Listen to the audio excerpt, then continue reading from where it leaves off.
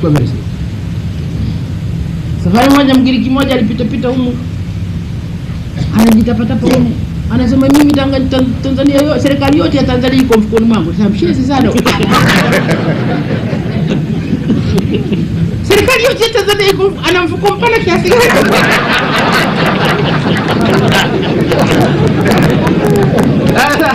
Sasa mniwe radhi, ingawa anasema lazima kuendesha nchi kwa mujibu wa sheria. Kana huyu mshezi anasema hivi.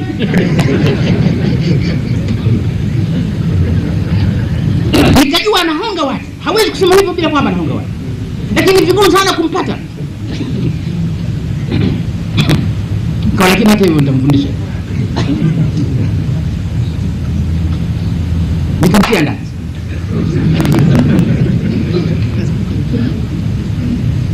Yamjana nikatiwa msukosuko hapa, mwalimu mwachie. Ngambia simwachi, hana adabu.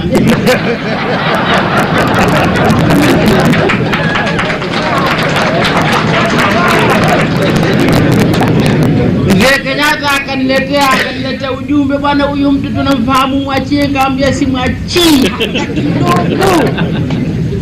Simwachi. Siwezi kumwacha, hana adabu. Anasema serikali yangu yote iko mfukoni mwake.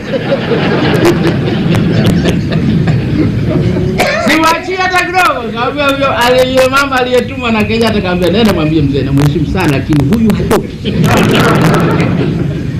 Siku moja niko Msasani pale, nikaambiwa anakuja, kuna ujumbe, anakuja baba askofu kuja kukuona.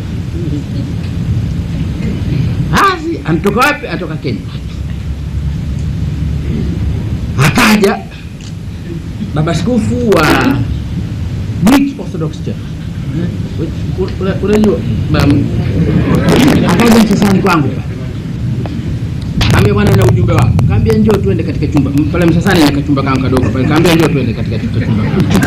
Nikamchukua tukaenda katika chumba kangu kale, akanipa barua. Alisoma barua, inatoka kwa Askofu Makarios.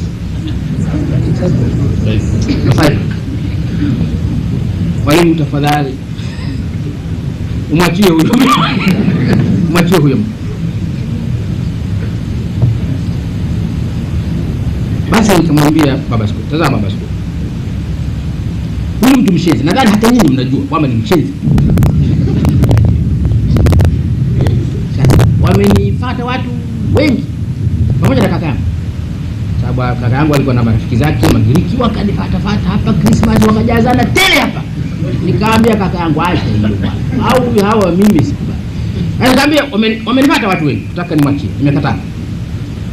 Pamoja na mkewe kaja kwangu. Nikamwambia siwezi kumwachia, mmeo mtu wao hivi. Sasa baba, wewe umekuja baba askofu, barua yenyewe ya baba askofu Makarios. Sasa siwezi kupeleka mikono mitupu. Mpelekee habari baba askofu Makarios, mwambieni mwalimu yuko tayari kumwachia, lakini mumhamishe East Africa, arudi Cyprus, akae asionekane tena.